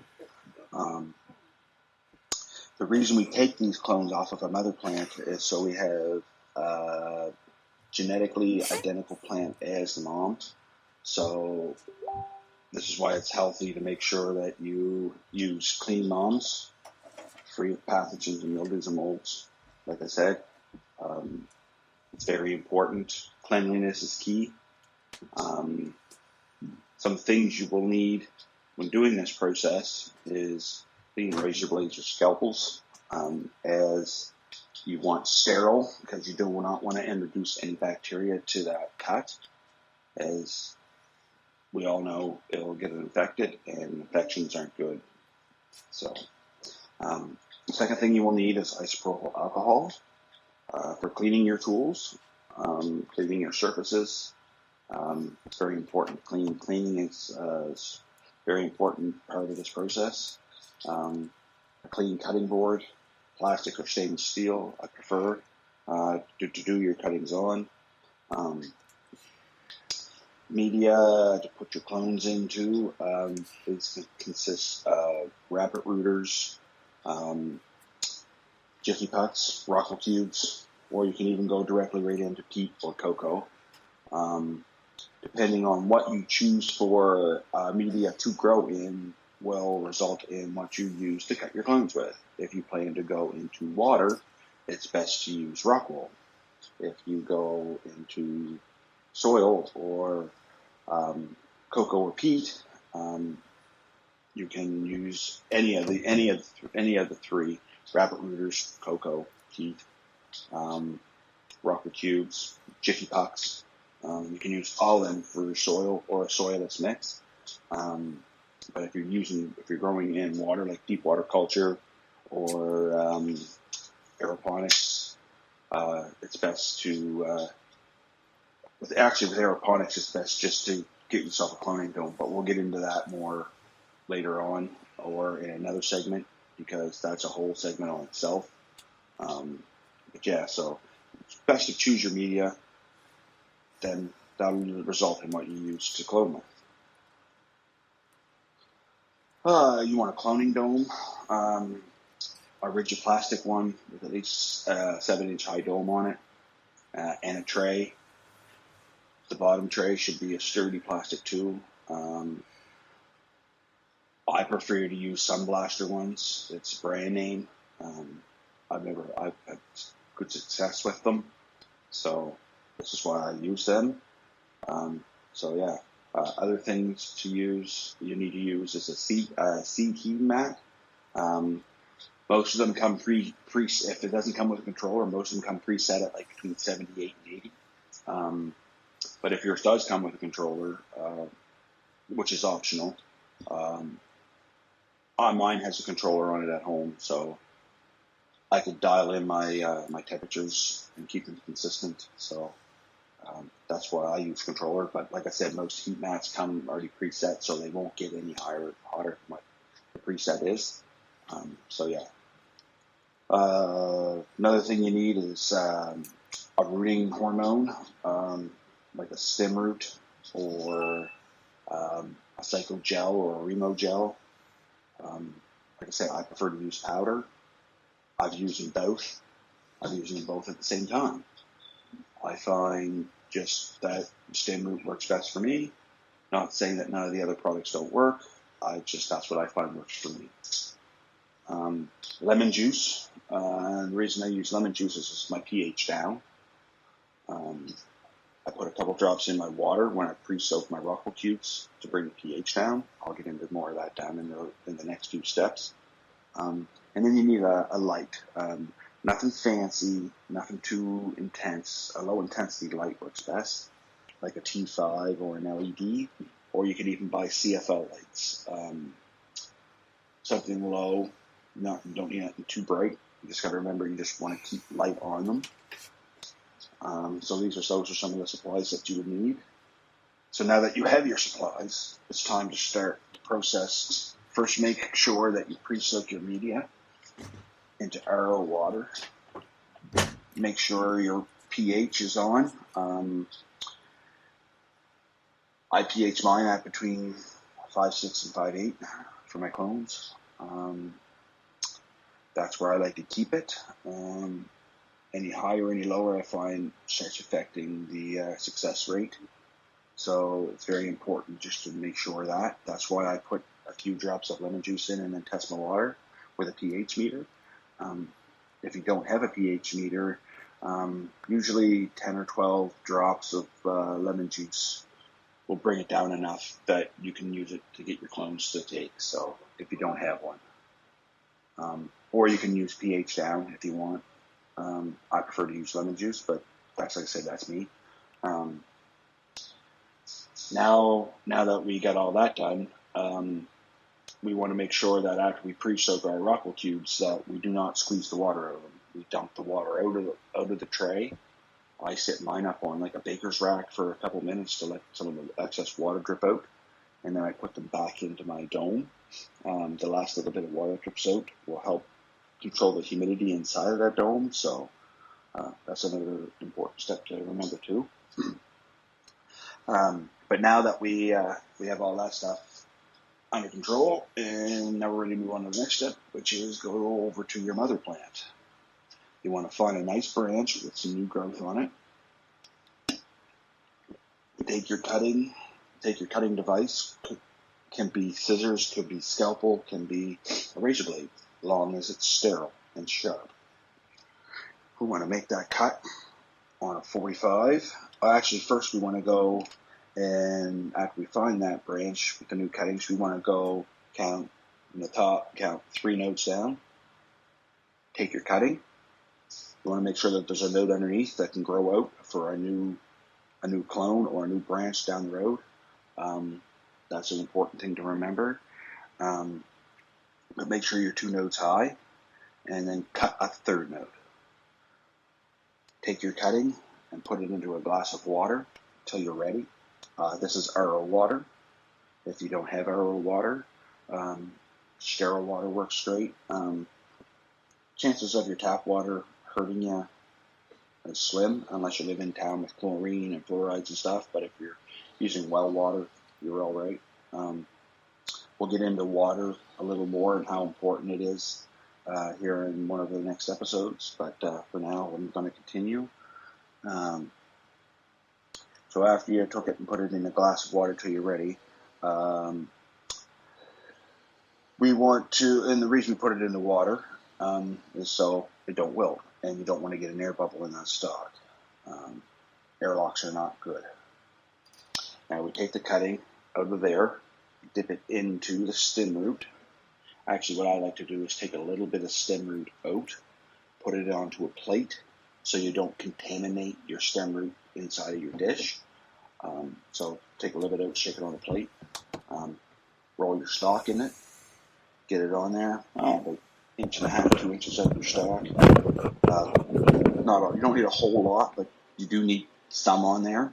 What I like to do is put a little dab in the hole, but like I said, that's just me. And then when you push your clone after it's got the stem root on it, you want to push it in. You want to make sure that it's snug, firm. If you have a big hole around the stalk and you can see down in it, I like to take a little bit of the Rockwell cube and a little bit of Rockwell off the side and poke in the hole to fill the hole in so everything is nice, snug, and secure. But like I said, that's just me. You don't have to do that. That's just a little tip that I found that works and gives me about a 98 to 99% success rate depending on strain. And that's another thing that's important. Everything is also strain dependent. So now that we have our rock wool in our, once clone is in the tray, now that we have it in our rock wool or in our soil or whatever media we use to do our cloning, now we're going to place that into that dome. We're going to take a spray bottle and we're going to spray just a fine mist of a mild nutrients-based solution inside of there. So when it drops down onto them, it helps them from yellowing out. I like using, there's different products you can use on the market. Clonex has a product. Olivia Clone Solution has a product. Most of your companies have a product that you can use for clones to keep them from yellowing out. Sea Boost, which is kelp and seaweed based, I like using it because it also helps speed up the propagation process and keeps my clones from yellowing out. You want to put them clones under 24 hours of light. Most people do. I use a 20-hour light cycle on, 4-hour light cycle off for my clones, but like I said, that's just me. That's what I find my best success at. But most people use 24 hours of light. It's not going to hurt you. That's why it's important to use like an LED or a T5 or even a CFL light, because they're low wattage and low power draw. So lights on for 24 hours. That's an important thing if you're on a budget. Check on them periodically. You want to over the next 7 to 10 days, just to make sure that they're not drying out, but they're not too wet. There's that happy medium there. It might take you a while to find that happy medium, but there is that happy medium there where the clones love it. 90% humidity inside that dome they really like. After about 5 days of the dome being on there, I'll take the dome off for an hour or two a day to let natural air and temperature from the outside in there. But that, like I said, that's just me. So it should take you about 7 to 10 days to get your roots on your clones. Any longer than that, like I said, there's all kinds of different factors to add in there.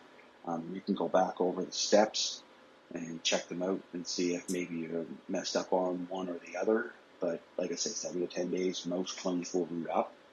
But like I say, some strains go longer, other strains go shorter. It's a lot of that's strain dependent. And if you take your clone off your plant and it's got a woodier stalk, you want to split that stalk to let the hormone get in past that bark, because that bark's going to be hard for roots to push out. So that's why I like using nice new tender or soft sheets, but not too soft. I like to have them a little firm, but it's still a new shoot. So when you push it into the rock wall, push it into the media, it doesn't bend over, because that sucks. Once you do that, you're breaking that inner herd, which is then going to affect the quality of your clone. So it's another thing to take into consideration. So, but yeah. So guys, that's pretty much my cloning process. If you guys have any questions, feel free to message us here at 420radio.ca. Call in during the show if you want. I'm pretty sure Al still has that option for people, or message us in our chat room. Actually, come join us in our chat room. Talk to us. I'm in there. Say hi. Ask questions. And I'll be sure to answer. Like I say, I have my own methods of growing. I don't suggest anyone, if someone tries something I do and it don't work, don't get pissed off at me. Like I said, that's what works for me. Everybody's different, but this is where I have my success. So I like to share it with you guys, and hopefully you can have some success from it too. You're listening to 420radio.ca, Canadian Cannabis Radio. And we're back. That was Darcy's first little recording thingy. Look who's awake. Hi, Dale. Dale's awake now. Dale fell asleep earlier. No, I've been here. No, you were sleeping, dude. We were watching you. You were pretty much out, Dale. you're like this. That's I'm just looking down. Yeah. He was zoning in when he was trimming. That's a hash. He's got that Santa glow going. I got a question for Eric about Go for it. Or actually, well, it's kind of about nitrogen, but it's more about the hemp plastics. Is it not true, Eric, that the highest concentration of hemp plastic that's on the market right now is like, what, 28%, 29%? You know, there's a lot of different ways to skin that cat, pardon the pun. Bioplastics, you know, like there's a lot of ways, I guess, to make composites. So what they're trying to do is they could break down that carbon fiber really, really, you know, fine material that's in the back fiber. So you can make it you can pulverize it down really fine. They compress it under pressure and they carbonize it. You can actually add that to injection molding and create some really interesting products. 3D printers are using some of this kind of material.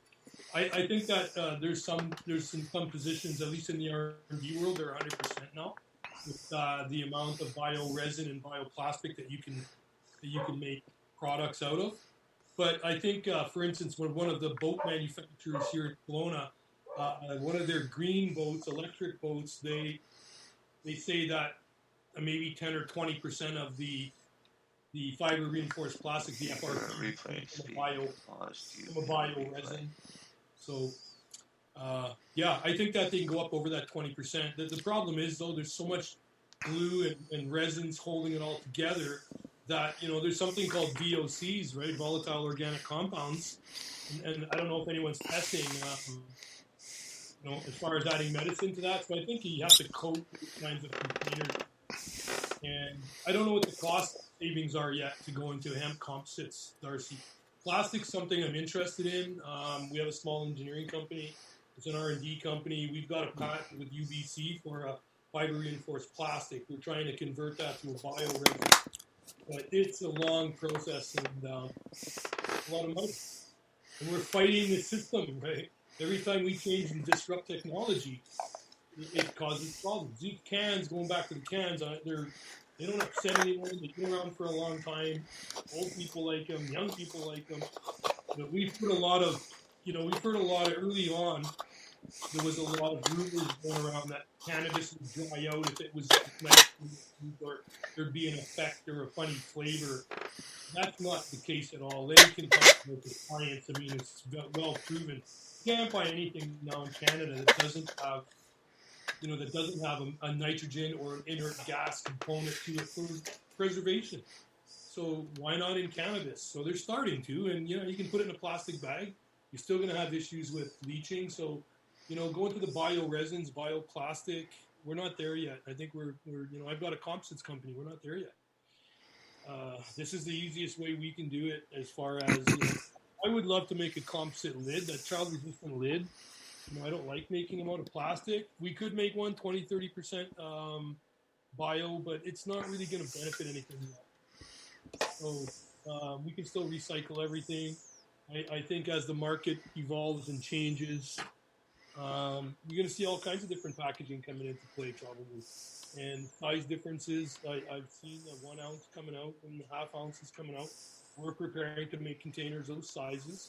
And there are budget, minded consumers that are looking to get it for less money. And as long as the product's safe and clean, I don't care what they're paying for it. If they want to pay, $10 an ounce for it, it's got to come down to the product's got to be safe. You can't compromise safety on price. And, well, honestly, Truro Cannabis, not to toot our own horns, we've had some pretty decent reviews of our product. Excellent reviews. Yeah, no, but a big part of those reviews is no fucking secret, everybody. The moisture's pretty good. That's the nitrogen. I give credit to the growers and their curing and all that stuff. Don't get me wrong, but it's getting to the shelf and maintaining the moisture. And that's the nitrogen. Absolutely. And honestly, Lenny, we can't find enough. Like, we're still working through with some of the new companies. You're going to see a lot more companies coming on. Like, we have Muskoka grown products are in cans now. We have One Leaf. One Leaf is an amazing little growing company. They're in Saskatchewan.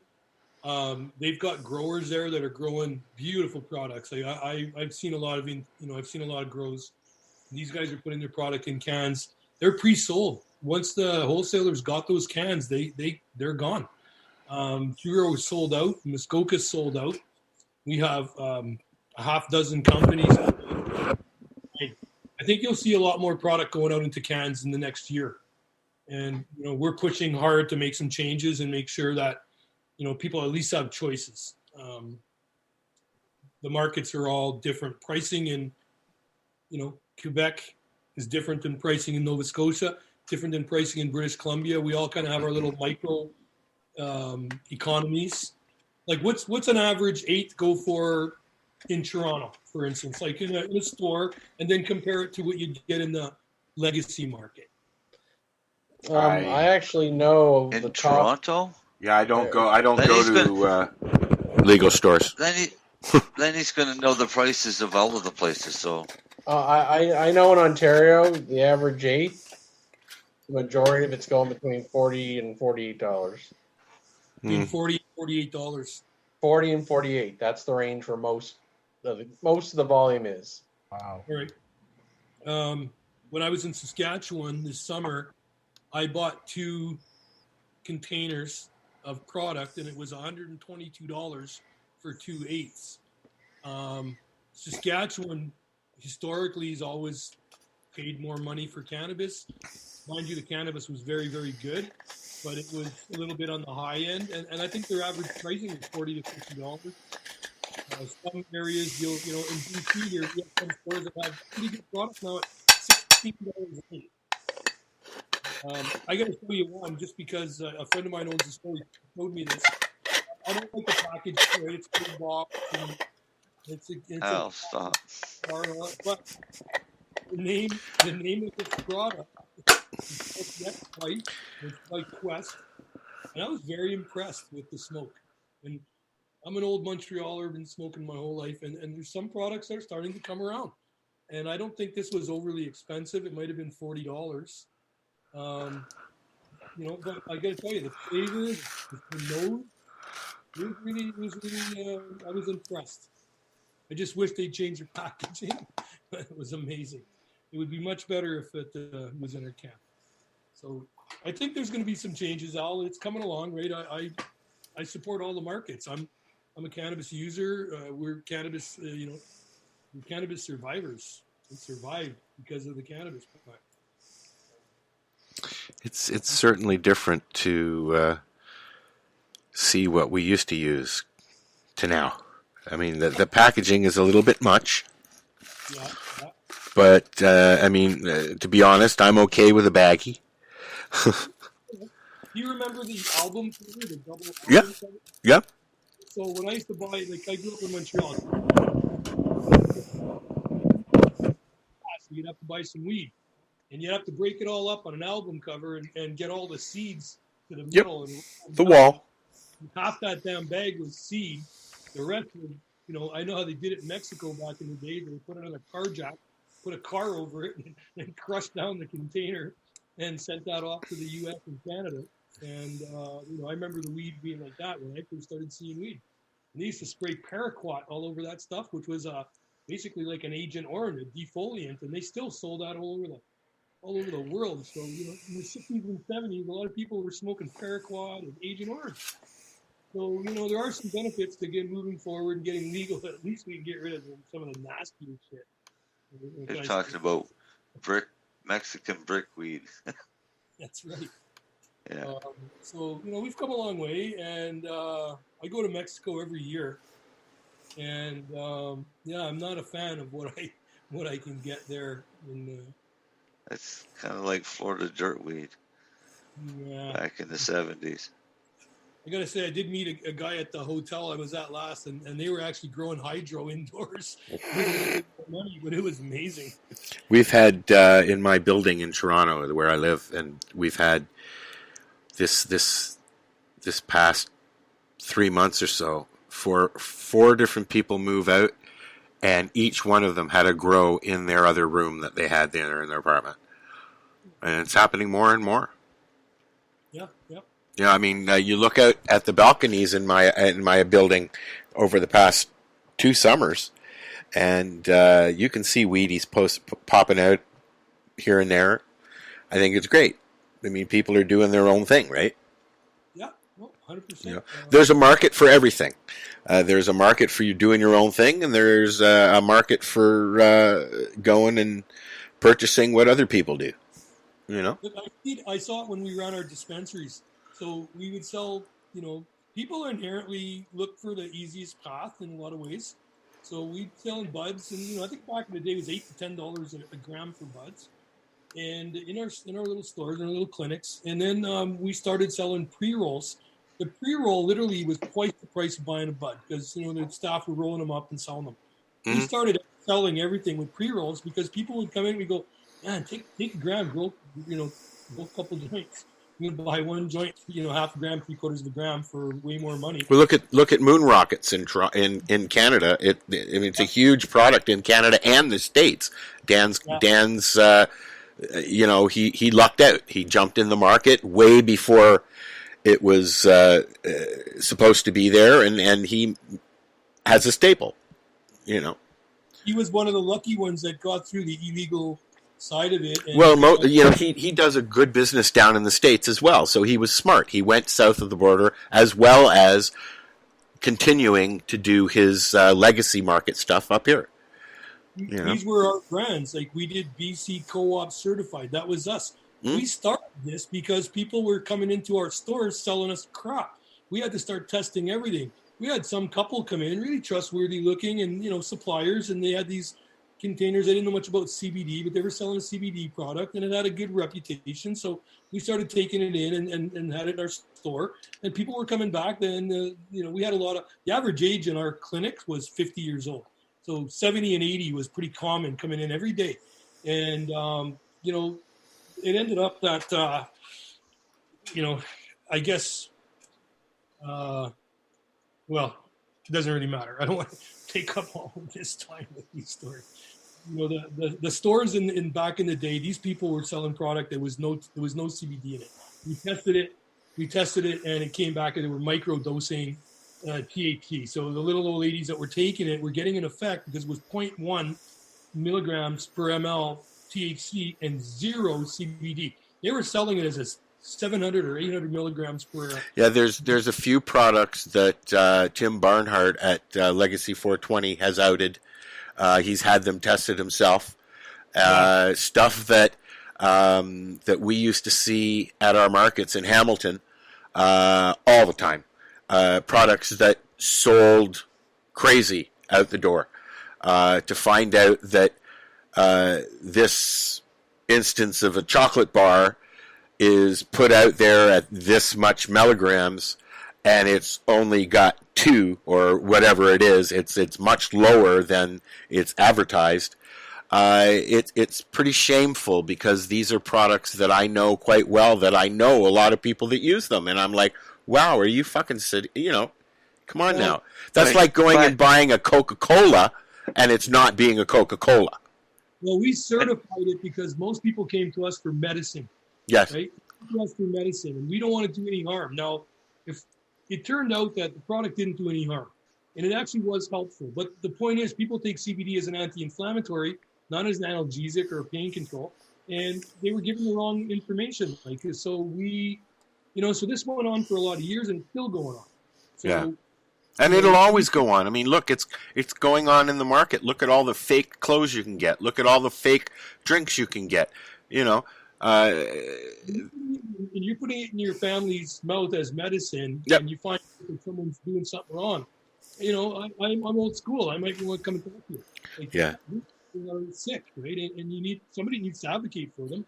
And I've always tried to be that advocate. So when we got into the challenge, so why don't you? We're at the end of our show, so why don't you do me a favor, Eric, and just we're at the end of our show. Yep.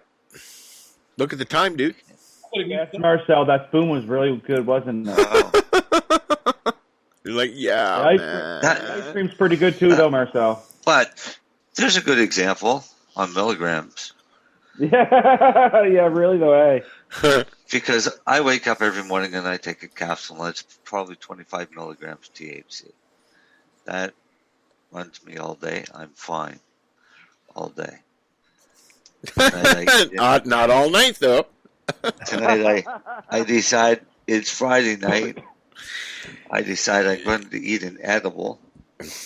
And this is somebody that doesn't either want to do the math or doesn't get this product tested. So I like how he does it. Each edible is 100 milligrams THC. So I guess it would be up to you to divide it up into 10 pieces. You were so inclined. Well, just give me the whole fucking thing, please. If there was markings on it to indicate that, then that wouldn't be a bad idea. But eating the whole thing is pretty good. So that's 100 milligrams of RSO, all right, which means it's 100 milligrams of oil. RSO. If his oil's running around 70%, let's say he's running 70%. It was 74.8 actually. Oh, there we go. The oil was lab tested, just not the edible. Was that distillate oil? No, that was actually whole plant extract. That's pretty good. And charcoal filtered, Eric. You don't usually get that high unless you go to the next level. And Oh no! Running a No, we know how to do it down here. So, Eric, please give your business a plug and tell people where they can find you if they want to know more information about Nitro10. Sure. You can go look at our website, nitro10.com. We have a lot of information, some cool pictures. We have, look at Truro Cannabis when you're looking at cannabis. Look at Muskoka Grown, and look at One Leaf. Those three are, blazing a trail with these products. Their products are great. So I would encourage people, to whatever you're doing, encourage the people in your retail to try and get Nitro-10s in. We're going to do our best to get them out. You'll see in the next 6 months, there'll be a lot more companies running our tins, and give them a try. Please contact us if you have any comments, nitro10.com, and I'll talk to anybody about this. And we really do believe in taking care of the person that's going to use the material. and that's always been our belief. So thank you for having me on, Al. I hope I didn't monopolize it too much. No. We're all about